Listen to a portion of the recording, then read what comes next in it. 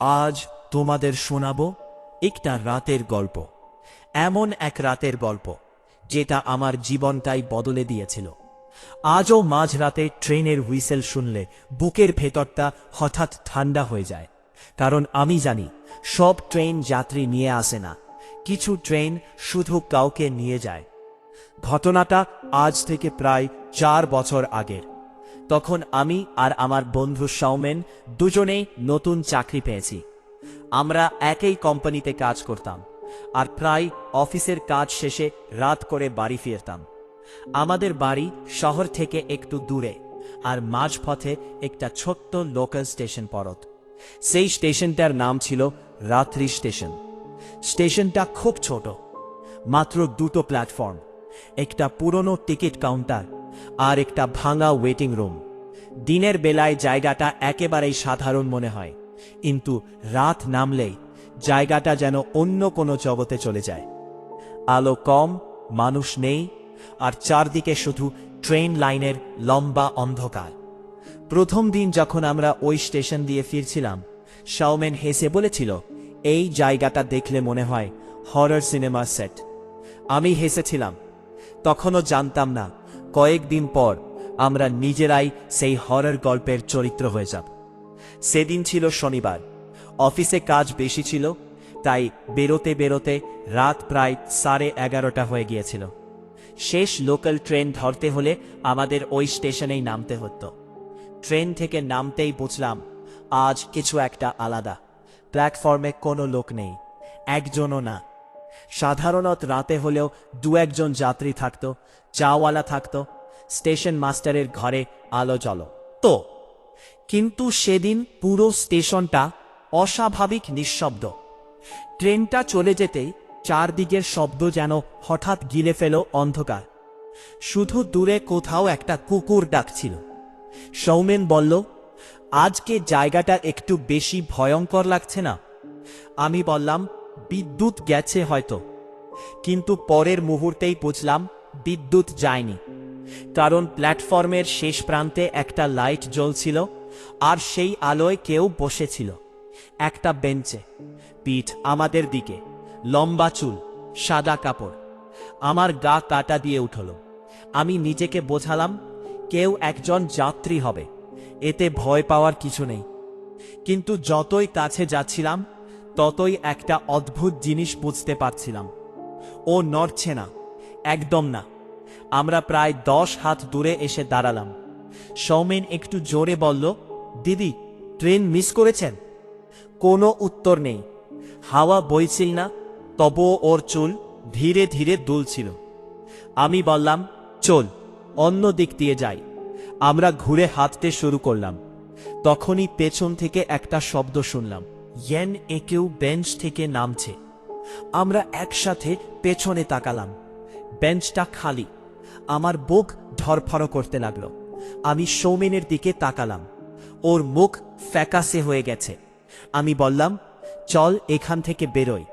আমরা দ্রুত হাঁটতে লাগলাম। স্টেশন থেকে বেরোনোর রাস্তা প্রায় অন্ধকার। হঠাৎ পেছন থেকে আবার সেই শব্দ, ধীরে ধীরে হাঁটার শব্দ। আমরা থেমে গেলাম। শব্দটাও থেমে গেল। আমরা হাঁটতে শুরু করলাম।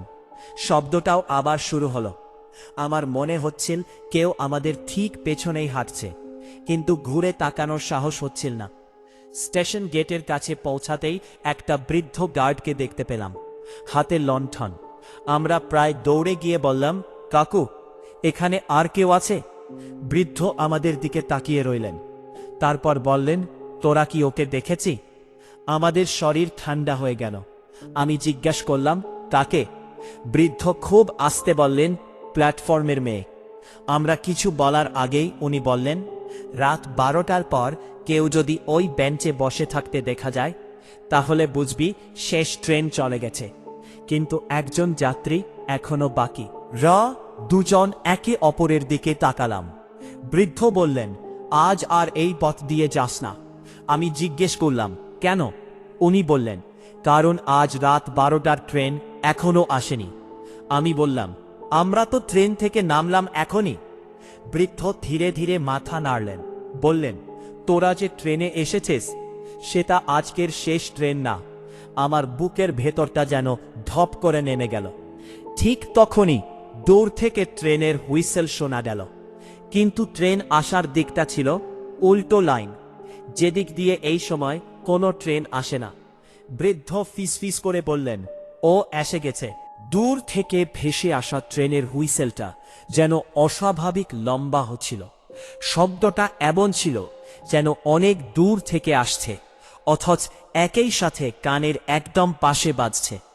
স্টেশন জুড়ে আবার আলো জ্বলে উঠল, কিন্তু সেই আলো ছিল অদ্ভুত ফ্যাকাশে, যেন কুয়াশার ভেতর দিয়ে দেখা।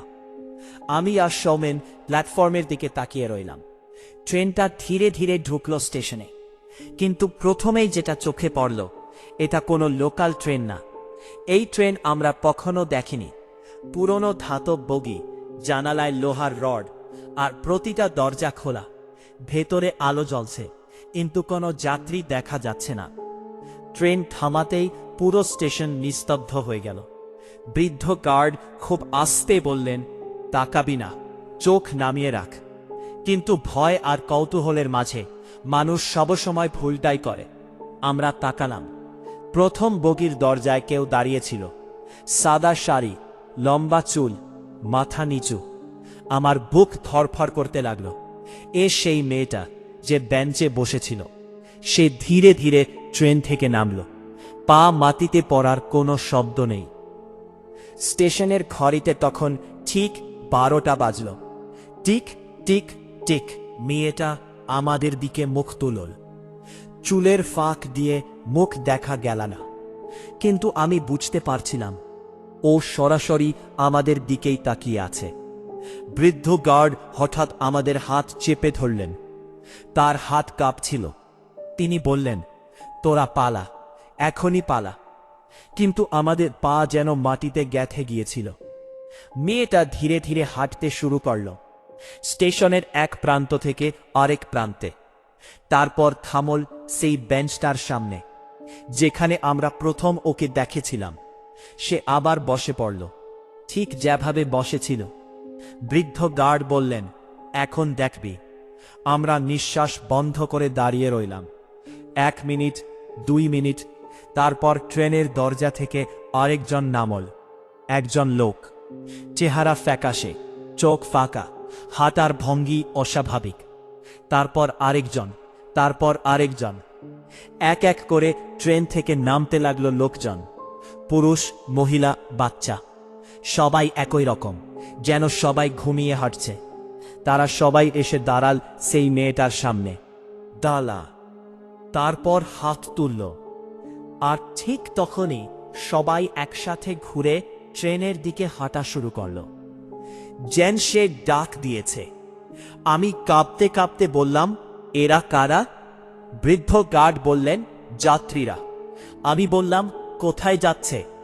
উনি বললেন, যেখানে থেকে কেউ ফেরে না। আমার মাথা ঝিমঝিম করেছে। হঠাৎ দেখলাম মেয়েটা আমাদের দিকে তাকিয়ে আছে। এই প্রথম আমি স্পষ্ট বুঝলাম ও হাসছে। সৌমেন আমার হাত শক্ত করে ধরল। ও ফিসফিস করে বলল, ও আমাদেরও চায়। আমার বুকের ভেতর বরফ জমে গেল। ট্রেনের শেষ বগির দরজাটা তখনও খোলা ছিল। মেয়েটা ধীরে ধীরে সেই দরজার দিকে হাঁপতে শুরু করল। 1 পা, 2 পা, তারপর হঠাৎ থেমে গেল। ধীরে ধীরে মাথা ঘুরিয়ে আবার আমাদের দিকে তাকাল। তারপর হাত তুলল, ইশারা করল, এসো। ঠিক সেই মুহূর্তে সৌমেন হঠাৎ সামনে হাঁটতে শুরু করল। আমি চমকে উঠে ওকে ধরেলাম। ও যেন ট্রান্সে চলে গেছে। আমি চিৎকার করলাম, সৌমেন, কি করছিস? ও কোনো উত্তর দিল না। ও শুধু ট্রেনের দিকে হাঁটছিল। আমি মরিয়া হয়ে ওকে টানতে লাগলাম। বৃদ্ধ গার্ড দৌড়ে এসে আমাদের সাহায্য করলেন। তিনি সৌমেনের গালে জোরে একটা থাপ্পড় মারলেন। সৌমেন হঠাৎ যেন ঘুম থেকে উঠল। ঠিক তখনই ট্রেনের দরজাটা ধীরে ধীরে বন্ধ হতে শুরু করল। মেয়েটা ভেতরে উঠে দাঁড়াল দরজার সামনে। আর দরজা বন্ধ হওয়ার আগের শেষ মুহূর্তে সে সরাসরি আমার দিকে তাকাল। আমি স্পষ্ট দেখলাম ওর চোখ নেই, শুধু অন্ধকার। ট্রেনটা ধীরে ধীরে স্টেশন ছাড়ল। শব্দটা মিলিয়ে গেল অন্ধকারে।